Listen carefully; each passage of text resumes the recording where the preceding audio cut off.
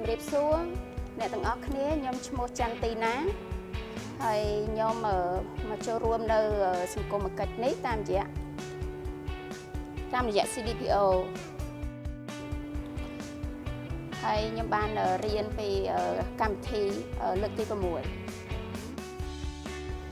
ជាការល្អដែលខ្ញុំបានមានឱកាសទទួលបានបទពិសោធន៍នៅពេលដែលចែករំលែកអំពីបទពិសោធន៍ពិការភាពហើយក៏ដូចគ្នាខ្ញុំបានទៅទស្សនៈនៅ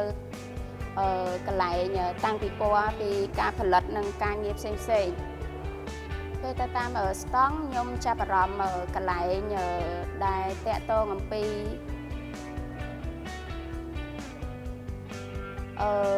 ព័ត៌មានតាក់ទងពីសាលារៀនដែលគាត់ដាក់អាហារូបករណ៍ហើយ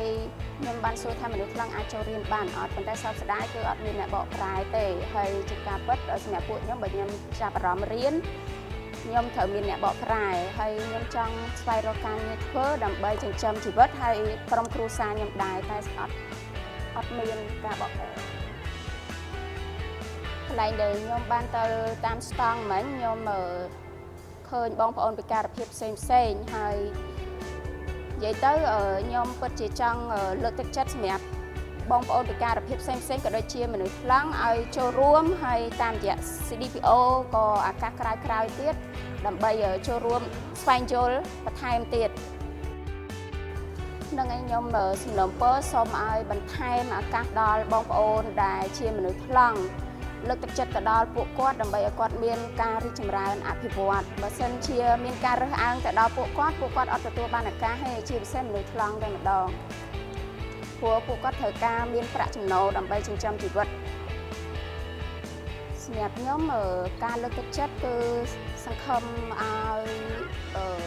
គ្រប់កន្លែងក៏ដូចជាពិការភាពផ្សេងទៀតមានការលើកទឹកចិត្តទៅដល់ពួកគាត់ឲ្យបានចូលរួមឲ្យបានច្រើនគ្រប់ទាំងអស់ពិការភាពគឺបាទឈ្មោះញឹកសុភ័ក្រជាប្រធានអង្គការមួយនៅខេត្តកំពង់ចាមបាទចំណាប់អារម្មណ៍ខ្ញុំពិតជាសប្បាយចិត្តដែលបានខាងថ្នាក់ជាតិឬក៏ថ្នាក់ដឹកនាំរបស់ក្រសួងសង្គមគិច្ចដែលបានរៀបចំពិធីនេះប្រារព្ធពិធីនេះឡើងមកដើម្បីផ្ដល់ឱកាសឲ្យជនដែលមានពិការភាពគាត់បានស្វែងយល់ឬក៏ឱកាសការងារផ្សេងទៀតដែលមាននៅស្តង់ខាងក្រោយយើងដែលបងប្អូនបានឃើញស្រាប់ហើយយើងមានឱកាសស្វែងរកការងារទៅតាមស្តង់នីមួយដែលគាត់ចង់ធ្វើឬក៏ទៅតាមជំនាញរបស់គាត់ដែលគាត់មានជំនាញស្រាប់បាទដែលខ្ញុំមានចំណាប់អារម្មណ៍ខ្លាំងគេគឺទៅលើវិស័យរោងចក្រហើយនឹងផ្នែកស្ដារសម្បទានរបស់ជនមានពិការភាពដែលគាត់ដាក់តាំងនៅខាងក្រៅខ្នងយើងនេះសម្រាប់ឲ្យគាត់ដឹងថាវិជ្ជាមណ្ឌលស្ដារគាត់មានធ្វើអីខ្លះទៅលើជនពិការភាពដែលគាត់ត្រូវការដូចជារទេះដូចជារណបដៃរណបជើងឬក៏អវយវៈជីវៈផ្សេងដែលជាតម្រូវការរបស់ជនមានពិការភាពហើយមួយទៀតស្តង់ដែលជាការងារតាក់ទងនឹងវិស័យពិការភាពដូចជាវិស័យរោងចក្រកាត់ដេរហ្នឹងក៏ល្អដែរបើសិនជាជនមានពិការភាពគាត់បានចូលនៅក្នុងវិស័យការងារដែលខាងក្រសួងគេតម្រូវឲ្យខាងរោងចក្រសហគ្រាសនីមួយជ្រើសរើសជនពិការភាពទៅបម្រើការងារផ្នែកណាមួយនៅក្នុងវិស័យរោងចក្រកាត់ដេរបាទខ្ញុំចាប់អារម្មណ៍ខ្លាំងមែនទែនទៅលើផ្នែកសិប្បកម្មដែលយើងផលិតដោយជនមានពិការភាពផ្ទាល់អញ្ចឹងជនមានពិការភាពទោះបីជាគាត់មិនអាចទៅធ្វើការងាររោងចក្រប៉ុន្តែគាត់អាចទៅធ្វើការនៅតាមសិប្បកម្មរបស់គាត់ឬក៏តាមសិប្បកម្មលក្ខណៈបែបបុរាណឬក៏លក្ខណៈគ្រួសាររបស់គាត់ដែលយើងមាននៅក្នុងសហគមន៍ដែលយើងផលិតឡើងដោយស្នាដៃរបស់ជនមានពិការភាពអញ្ចឹងខ្ញុំសូមគាំទ្រឲ្យបងប្អូនជនមានពិការភាពដែលគាត់មានជំនាញឬក៏មិនមានជំនាញចង់ធ្វើការងារនៅក្នុងវិស័យកសិកម្ម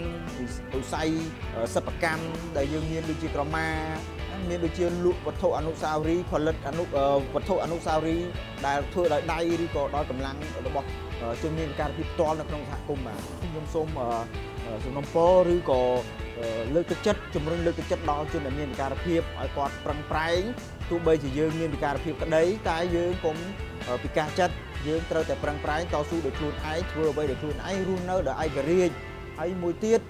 ក៏សំណូមពរដល់ថ្នាក់ដឹកនាំជួយជំរុញនិងលើកទឹកចិត្តដល់សហគ្រាសតាមបណ្ដាញក្រុមហ៊ុននីមួយៗត្រូវតែជ្រើសរើសជនមានពិការភាពឲ្យគាត់ចូលបម្រើការងារនៅក្នុងវិស័យឯកជនឬក៏វិស័យរដ្ឋឲ្យបានច្រើននិងជាពិសេស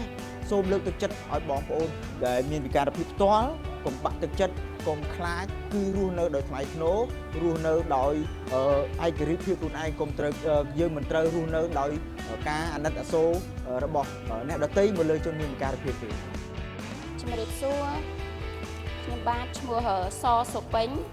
ខ្ញុំធ្វើការនៅក្នុងរោងចក្រកាត់ដេរខ្ញុំពិការភាពផ្នែកថ្លង់ខ្ញុំមានអារម្មណ៍ថារំភើបនៅពេលដែលខ្ញុំចូលរួមខ្ញុំទទួលបានចំណេះដឹងហើយតាមរយៈក្រសួងដែលគាត់មានបទបង្ហាញគាំទ្រទៅលើបងប្អូនពិការភាពនិងការងារផ្សេងៗជាពិសេសគឺគាត់លើកទឹកចិត្តខ្ញុំចាប់អារម្មណ៍តាក់ទងអំពីការដាំដុះផ្នែកកសិកម្មហើយដូចគ្នាការច្នៃប្រឌិតជាសម្ភារៈផ្សេងៗដូចជាផ្កាអីខ្ញុំចាប់អារម្មណ៍ហើយពិតជាល្អមែនទែនដែលពួកគាត់យកមកចែករំលែកហើយខ្ញុំបានសួរព័ត៌មានច្រើនហើយពួកគាត់គាំទ្រទៅដល់ពួកខ្ញុំពិការភាពគាត់ផ្ដល់ចំណេះដឹងចែករំលែកបទពិសោធន៍ល្អ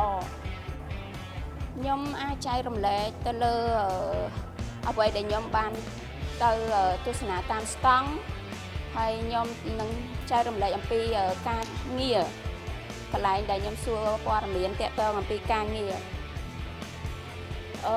គឺខ្ញុំចែករំលែករបៀបផ្នែកបរិយាបន្នណាចង់ជំរាបទៅដល់ពួកគាត់ថាពិការភាពអាចធ្វើការបានខ្ញុំសំណូមពរខាងក្រសួងបណ្ដុះបណ្ដាលការងារសូមធ្វើយ៉ាងណាជួយគាំទ្របន្ថែមទៅលើបងប្អូនពិការភាពផ្សេងៗដើម្បីឲ្យគាត់ទទួលបានឱកាសជាពិសេសមនុស្សថ្លង់ក៏ដូចជាអ្នកពិការភ្នែកគាំទ្រឲ្យគាត់ទទួលបានការបណ្ដុះបណ្ដាលខ្ញុំមានតែពាក្យថា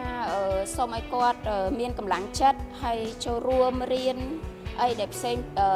ងដើម្បីរីកចម្រើន